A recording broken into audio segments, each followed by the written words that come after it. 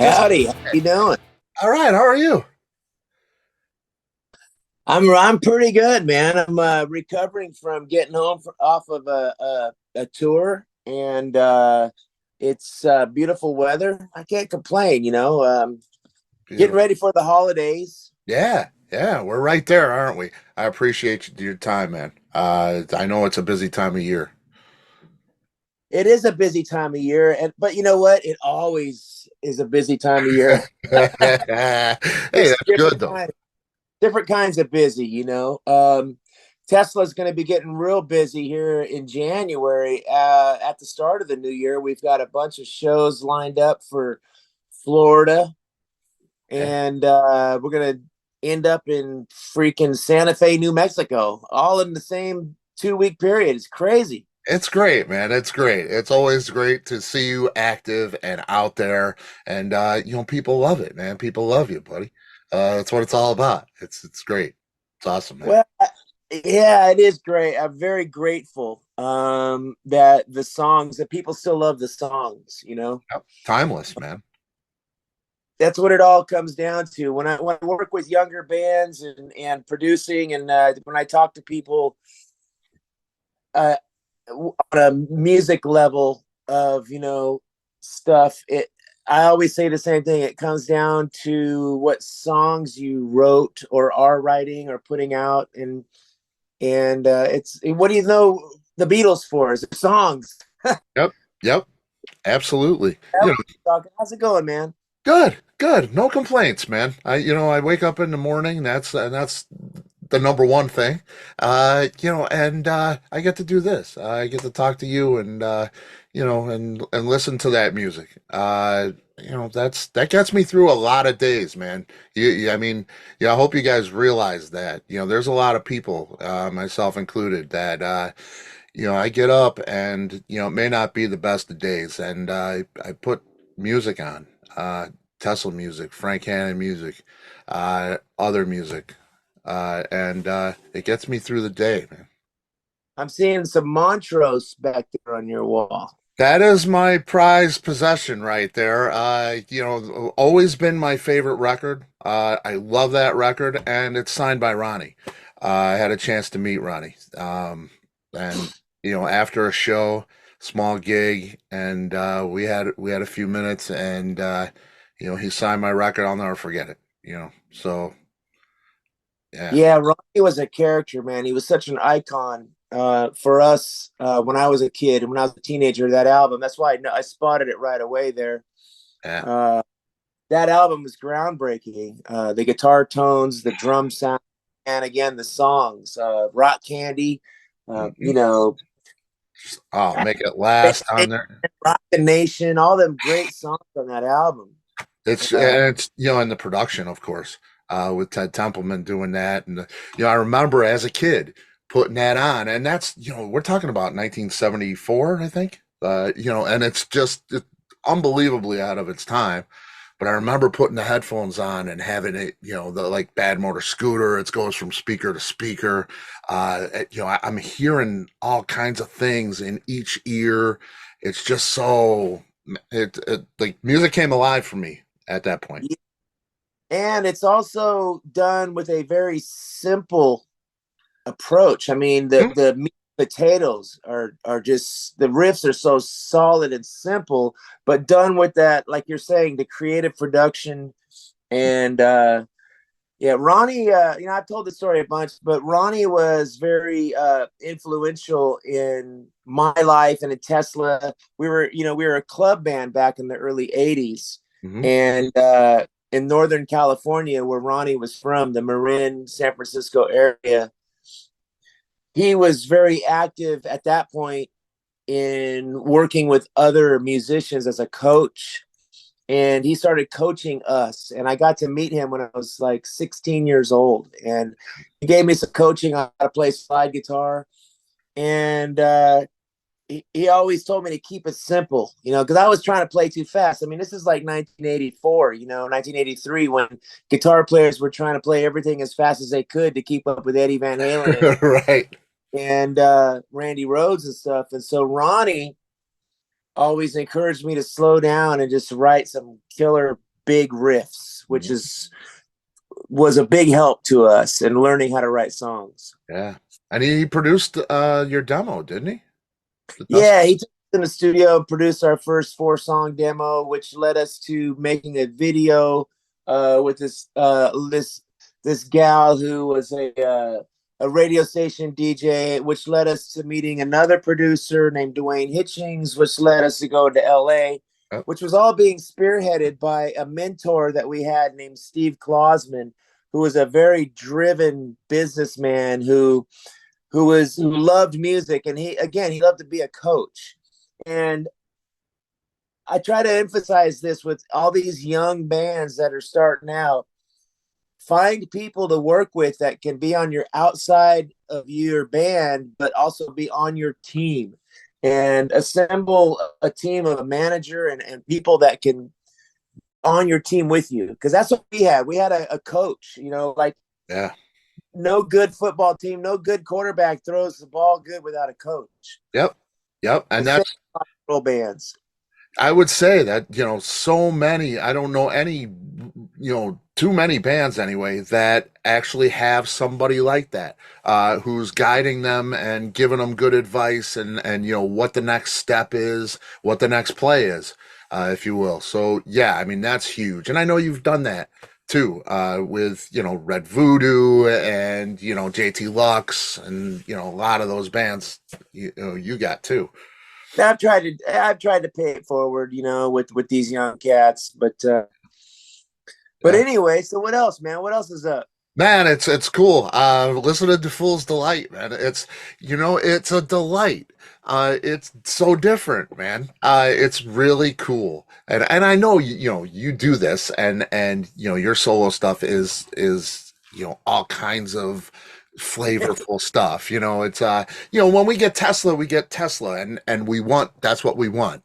Um but your solo stuff, it's always a surprise. It's spicy, It's, you know. it's all over the place, man. I Sometimes love I it. wonder, man, am I making a mistake by doing that? But it's No, just me. I'm a creative guy, and I'm always experimenting, and I love all kinds of different creative flavors, and styles, and so. But thanks for saying that, man. I appreciate it. it's great, man. Because I remember, before this, I think the single before it was Octopus, right? Yeah, You know, Octopus, which is a jazz odyssey. yeah, I mean, completely different. Loved it just the same. But this is cool. This is really, really cool. It says in the press release, it came out of you after an all-nighter, which, I know it's been a while for you since you pulled all-nighters. Yeah, So this track was written a little while ago, huh? yeah. It's been sitting on a shelf for a while, and my wife has always really got a kick out of it, and she loves the song. And but I recorded it and wrote it. I distinctly remember I had been being very bad for a period of times, partying and staying up, and I was at a music store doing a clinic, and I remember this vividly.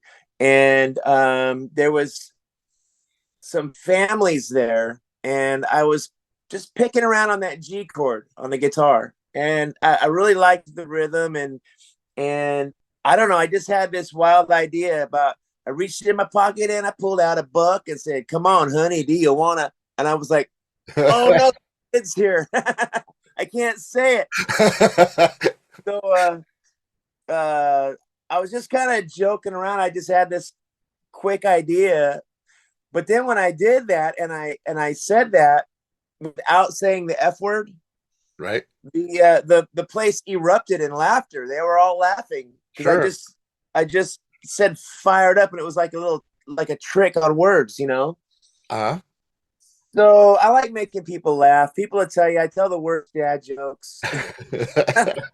Hey, man, All that's the what I'm always telling bad jokes, but the that's what song, I don't take myself too seriously, man. I like to have fun, and I like to give people a fun experience and an escape from everything else they're thinking of. So when I write songs and I do stuff, I'm just having fun with it. And I do feel that as a songwriter, that a song like Fool's Delight is definitely a well-written song, you know, and it's you know, I'm not trying to sound pompous, but it's, you know, it's definitely it's a great song, but it's humor. It's humorous and it's fun. And that's what I like to do is just, I like to put stuff out there that's fun. And like Octopus is the same thing, man. It's whether you like it or not, when you're listening to it, it's like, it's got a fun twist to it because it's so out there, you know? Yeah. Yeah, it's a little off the rails and but at the same time very structured and very, well written and timely, you took a lot of time to structure that. At least it sounds that way, you know. But sometimes I wonder if, I throw people so many curveballs that they don't know what my style is. And that is my style. In the immortal words of Spinal Tap, changing my style is my style. Right. And we love it, man. I mean, I love it for sure. And it was actually a real delight to get this song because it's kind of it's fun. It's a knee slapper. It's a fun kind of country folk song. Uh, that's something we haven't Well, gotten a whole lot of from you, you know. thank you, man. It's definitely a true story, and this is what I'm learning. I'm constantly learning. I want to talk about the Almond Betts tour that I just did. There's my shirt. Yeah, beautiful. I did 5 shows with those guys, and I learned so much. And I'm going to be 6 years old here in a couple years. I'll be 58 this year, but uh, you never stop learning with music. And what I've learned is lyrics. Lyrics are really difficult when you're mostly a guitarist, and the guitar is the easy part. A Right. songwriter, and you're writing lyrics, and they want to feel real. That it can be very difficult to write lyrics, and the lyrics on Fool's Delight, it's all based on fun but truths. Like, come on, it's 6:30. Don't make me late because I get on the stage about 7:45. Right. I don't know how many times for one reason or another I've been running late. And so that particular style of music, like you said, country folk type music, it has to be 3 chords and the truth, and that's what Right. that is. Yeah. Well, yeah, and I think that's our connection to it as humans, you know. We go, yeah, I know what he's talking about. I've been there, or you can relate with it. It's very relatable. Yeah, even if you can't relate to it, it's still my truth. It's still the truth. When you like, there's some songs that I listen to, that Bob Dylan or Johnny Cash were singing, that I could tell it's their truth, Right. Right. so I can do it on that sense that it's true to them. Um, like I wrote a song called Cowboy Blues that's in this vein of country folk singer songwriter stuff. And it's a song about being on the back of a cutting horse, entering into the arena of showing a horse and competing. And every word in that song is true. And if you're a cutter and you're a cowboy and you've done that, boy, when you'll be laughing your ass off because you can do it. Yeah. Yeah. But most people that hear that song are like, huh? What is that? What's he talking about? Yeah, but and that's just it. It either brings you closer to your reality, something you can relate with, or it brings us closer to you, which is what so many fans want. We want to hear your truth. We want to hear your heart speak. Yeah, yeah, yeah. Well, out of all of my solo albums that I've put out, the one that has the most real truth to it is called Gypsy Highway. And that has every song on that album is a story is written. Like there's a song Hills of California that opens the album, and I'm singing about being thrown in the river and learning how to swim, the hard way Right. up in the hills, because Yeah. they threw me into that cold river, man. It was cold, and then there's another song called Watch Me Fall Again that is just about being an imperfect man. And I'm going to try my hardest, but you know what? I'm going to fall again and I'm going to let you down.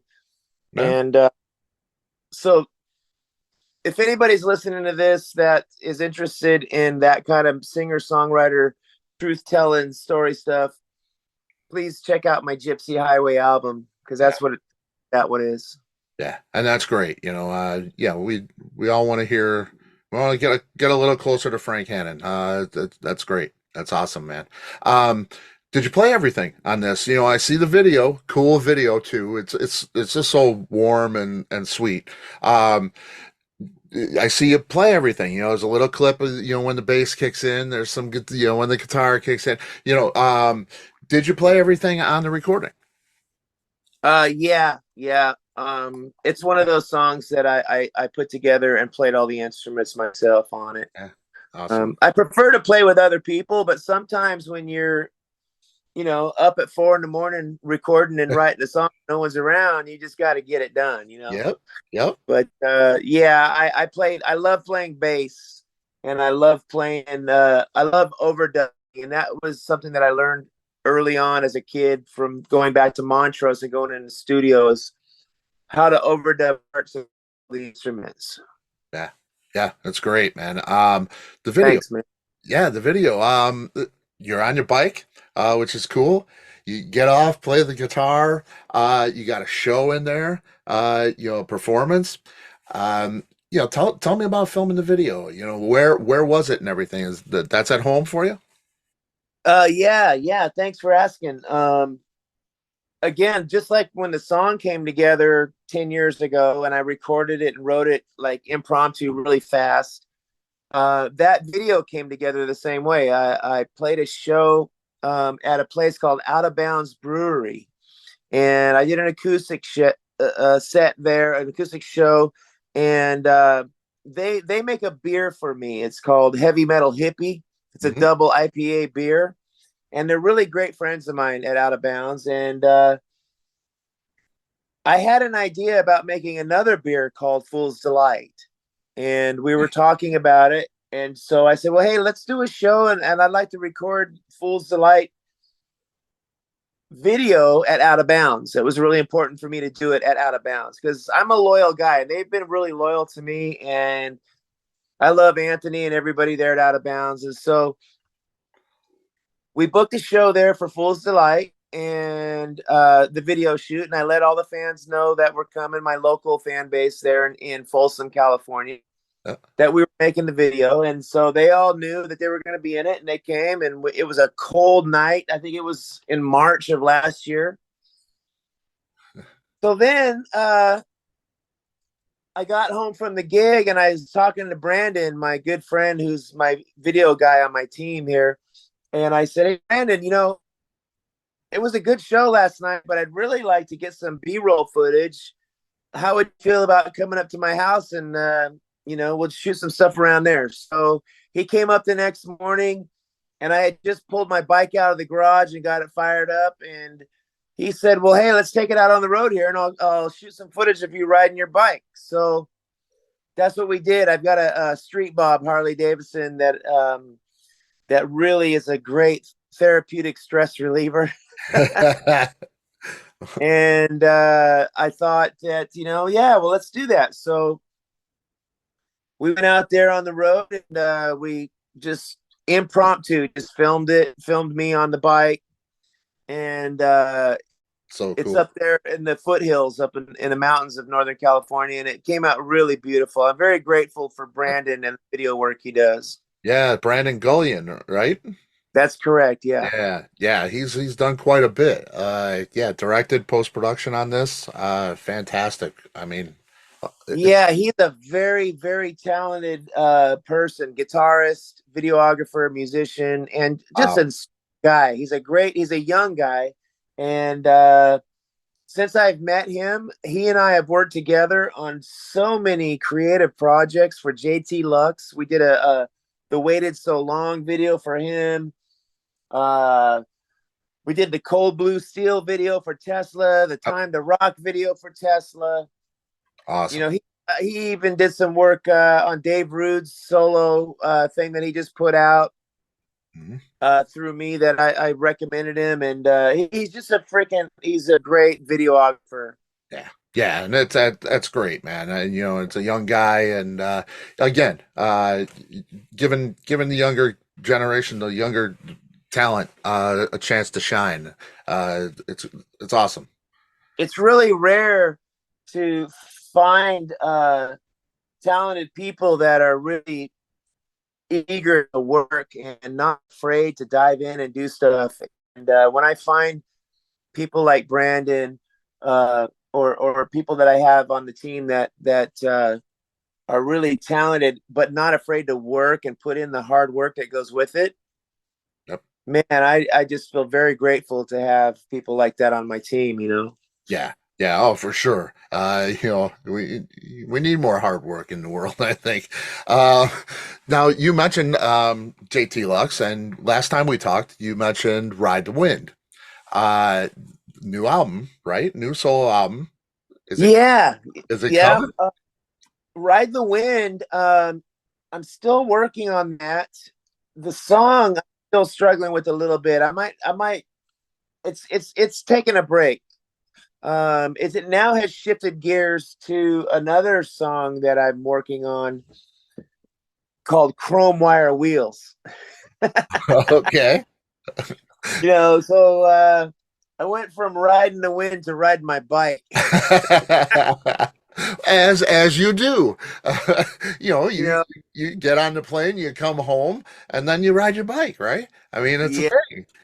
the bike is the ultimate therapy. But Ride the Wind is still a work in progress. Chrome Wire Wheels. I've got this other song called In Given Time that I'm really excited about that I'm still working on. It's kind of got a spiritual connotation to it about, things will work out in given time. You just got to let them happen in their time. And so it's all tying together, my friend. It's great, man. It's great. Will we have different, different flavors as you do with your solo stuff, or will this next record, be a particular sound? Well, I think my sound ultimately, again, is about songs and songwriting, Mhm. and it'll always have that element to it. It'll always have a good old fashioned G chord in it, and some slide guitar and Nice. earthy, organic real to it. Yeah. Whether it leans more on the heavy side, like my Ride Strong, or with Tesla, stuff like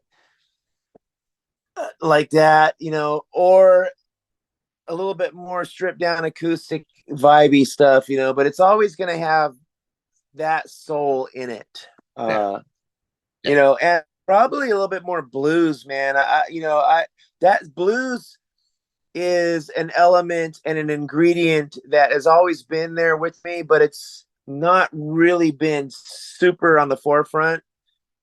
Right. And I think I'm going to dabble a little bit with more blues. See, for me, music, like a CD is a round disc, Right. right? Or a round disc. Right. Well, a pizza is a round disc. It is. So I like to put some pepperoni on that pizza sometimes, or There maybe you go. sometimes I want some bell pepper on it or whatever. So when I make a CD or an album, it's like a pizza. There you go. And we love it, man. I'm telling you. We want that deluxe pizza with all the different shit on it. That's what we want. That's it. Exactly. For sure. Uh, you've got a Vegas residency coming up, right? In 2024 with Tesla? Correct. Yeah. Tesla is very busy already. I got a list of the tour dates, and it's feeling a little bit like how Led Zeppelin was and when they got their tour dates in the movie. Did you ever see the Led Zeppelin movie? Yes, yes. It's About 4 times. well, yeah. Yeah, It's yeah. We've got a ton of dates, and 5 of those dates are in Las Vegas again in March. No, April. April. Yeah, yeah. nice. I'm gonna post about it. So, uh, if you're listening to this or watching this, go to my Instagram page or go to the Tesla Instagram page, We'll have and links. the Yep. dates will be on there. Um, and also, please beware of these fake scammers, man. There's all these people commenting with my name and logos and stuff, and they're Yeah. asking you to contact them directly through inboxes and DMs and stuff, and those they're fakes, and they're trying to hustle you for money. So please stay away from them. I see that so much now. It's a messed up world out there in so many It's pretty ways. annoying, man, when people are using my name on there, and it's like that's not me. What Yeah, the hell? yeah, that's I frustrating. It's got to be. angry at me about it, acting like I stole their money. And I'm like, well, it wasn't me. You got hustled. Yeah, that's too bad, man. Yeah. Do the Vegas But shows? question, yes, Tesla is at in Las Vegas in April for 5 shows. Yeah. Now, do those shows, are they different for you, or is it your Tesla show? Do you change things around? Is it a little more of an elaborate thing? Does it change for you at all? Uh, we try to change the show, but it's not a drastic change. I mean, the core Tesla songs that a lot of people are flying there to hear, like Love Song and What You Give and Modern Day Cowboy and Little Susie and Signs and those songs are going to be in the set. We do change how we open the set. We change the opening song every night. We do put in some more songs from the acoustic jam with the piano, maybe one night. Paradise. Nice. This year, I want to play some of the songs that we didn't play last year, like Coming at You Live. I'd really like to bring that in the set. Beautiful. So, yeah, we're going to be changing it up. Cool. Cool. Now I've heard the other guys say that, the set list is Frank's thing. So what's a conversation like? Do you ever surprise these guys and like say, "Hey, I want to do rubber band." Uh, you know, what's that conversation like when when you come in and you kind of change it up? It's funny they say it's Frank's thing. I'm just the guy that writes it down after we've all hammered it out and argued. It's not my thing. If it was my thing, man, we'd be playing fucking Toke about it. We'd be playing kinds of crazy, obscure stuff. And then, Brian would really want to beat me up. But no, we talk about it as a group. And honestly, there's only 90 minutes. We can only play 16 songs, 17 if we're lucky. Right. So, we got to gear the set list on Jeff's voice. I mean, let's just be honest. I mean, his voice, he's like the quarterback of the team. And if he throws his arm out, he ain't going to throw the ball. Right. Well, it's Jeff Keith. And the song that you just mentioned, Rubber Band, there's no way in hell he can sing that anymore. Yeah. Yeah. So there's just some songs that we just, people are always asking for that we can't do. Yeah. But the songs that we can do, that we've revisited and structured in a way that we can do them, there's plenty of those, like Be a Man off of the second album, Lazy Days, Crazy Nights. Yep. I mean, we're doing We're No Good Together. We're doing Getting Better now again. Awesome. We might do Shine Away again off of that album. It's not like we have a shortage of songs. That's for sure. That's for sure. And you know what? I love the fact, well, there's no track. You don't, you're honest about this. We know, people get older or, things change. You can't do what you did when you were 20. And that's okay. We're all good with that. I don't know any fan that has a problem with that. The problem comes when you try to hide it and you're doing tracks and all this. Absolutely. And that's the thing. Tour is called Keeping It Real Tour. And I just came up with a No Machines t-shirt. Remember we used to have No Machines on our albums? Yep. It's us playing and us singing. And no matter what you get, you're going to hear Jeff Keith, And, we want to hear Jeff Keith sing for the next 10 years. So, Hmm. we're not going to do songs that we did 40 years ago, 35 years ago that are like way up here screaming, screaming, screaming. That that's what we did then, and Yeah. we're not going to do that now. Yeah. Yeah. We wouldn't want you to do that. We want But Jeff around for sure. That's for but sure. you're going to get a real 100% live rock and roll concert. Yeah, man, and Tesla's all about being earthy and organic, like you were talking about with your solo stuff. Tesla's the same way. We get, it's raw, it's earthy, it's real, it's genuine, and that's what we love about it for sure. Uh, Jeff Keith, our singer, is about as real as it gets. Let me tell no you. doubt, man, no doubt. He's just still phenomenal. In the live setting, seen you guys a bunch of times in recent years. Thanks, buddy. It's just crazy. You got 40th anniversary coming up. Yeah, I don't know if you got anything planned, but there's going to be some kind of celebratory thing. Tell me, the biggest thing I hear, I see people ask about is like Troy and Tommy and your relationship. And then I see like the Kiss thing where they end their tour, and there was always that speculation of are the guys going to come in for a thing? Would you be open to like something if you did a celebratory 40th anniversary thing of Troy and Tommy sitting in on a tune or something like that? So you're asking me if I'd be open to it? Yeah, if they just showed up and to partake. If we planned the final show, like the last one night final, this is going to be it. This is the big ending party. Right. I personally, I'd probably be open to that.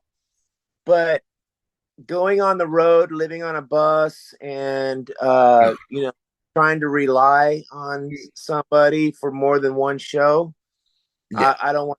I'm not. It's like being married, and once you get divorced, you don't want to be living with that divorced person again. You know what I mean? Right. Right. Yeah. I love those guys, man. I mean, they're great musicians, and we've had many great experiences in the past. Um, but yeah, if you know, Just a like one-off thing. like I said, if there's like an event that's the grand finale 10 years from now, maybe, but I don't know. Yeah. Yeah.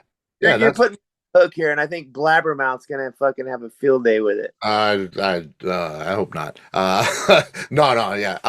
No, but that's a question I see, a lot in forums and things. The status of Troy, especially. Yeah, I love Troy, man. Troy and I never had any real problems. I think things run their course, and things get tough, man. And living on a bus is hard to do. Yeah, And if it was easy, everybody would do it. But let me tell you, it's not an easy thing to be on tour and to do what Tesla or any touring band does. absolutely, man. Okay. Especially for 40 years. Yeah.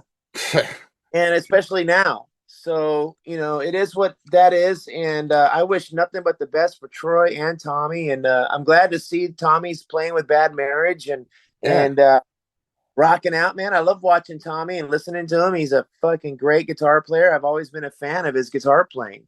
yeah. Yeah, that's cool. That's cool. Yeah, let's Christmas fun for you. What's Hannon family Christmas like? We're right around Christmas. We're on the 20th of December. What's Christmas look like for you? You stay at home? I'm staying home, man. I just got home from a short run again with Almond Betts Family Revival. Great And stuff.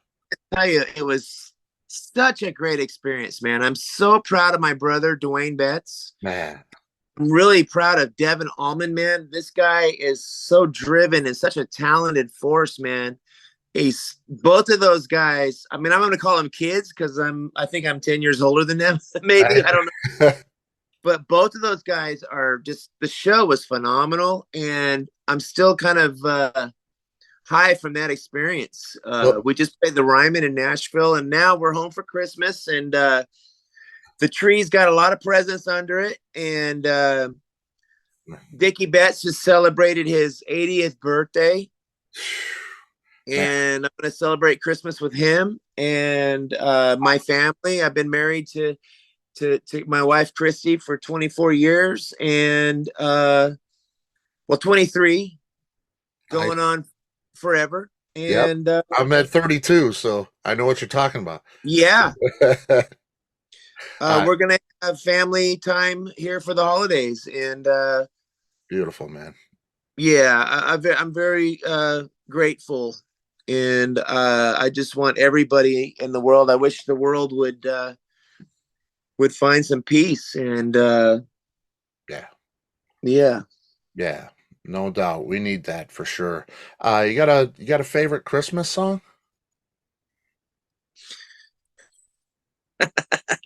Yeah, I like Jingle Bell Rock. Jingle Bell Rock. There we go. Don't we Yeah, all? Don't we all? You ever think about doing a Christmas album? I have thought about it. I've done Christmas shows. I used to do them locally in Yeah, my hometown of Sacramento. I did one last year, yeah, and learned a bunch of Christmas songs for that. yeah. Like, you ever think about like writing an original Christmas song? Because "Fool's Delight" kind of not that it reminds me of Christmas, but it's like it's so. I don't know. I feel like I'm standing next to you. Like it's a really welcoming kind of thing, a warm thing, like a Yeah. Christmas song would be. Well, Uh, thanks. That's why I wanted to put it out now. It's been sitting, like I said, been sitting for a long time, but I felt the same way that Fool's Delight just has such a good, fun feeling that it would fit perfect with the holiday season. And yeah, since I wasn't doing a Christmas show in my hometown like I had promised them last year, I was going to do another one.